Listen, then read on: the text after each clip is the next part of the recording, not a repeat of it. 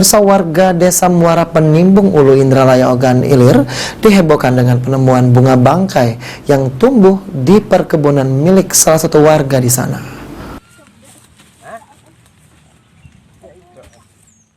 Seperti inilah bentuk bunga bangkai yang ditemukan warga di desa Muara Penimbung Ulu, Kecamatan Indralaya, yang tumbuh di area lahan perkebunan milik warga bernama Ramadan.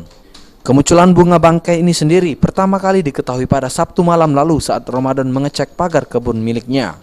Saat mengecek tanaman dan melihat sesuatu aneh yang ada seperti payung terbalik, Ramadan pun terkejut karena melihat bunga bangkai mengeluarkan bau menyengat. Itu sekitar 3 hari. Jadi pas hari Sabtu sampai di sini pagi Minggu saya ke kebun dan saya lihat bunga bangkai ini sudah ada di sini. Setinggi apa waktu awal? Sekitar tingginya itu sekitar 30 Senti ya? 30 cm. Nah, jadi kami juga sebagai pemilik kebun ini juga kami mungkin jarang terjadi untuk di daerah Ogan Ilir ini sampai bunga bangkai itu tumbuh. Saat ini belum ada bunga bangkai tumbuh di daerah Muara Penimbung Indralaya karena ini merupakan satu fenomena cukup langka. Akhirnya warga pun mengunggah temuan bunga bangkai ke media sosial.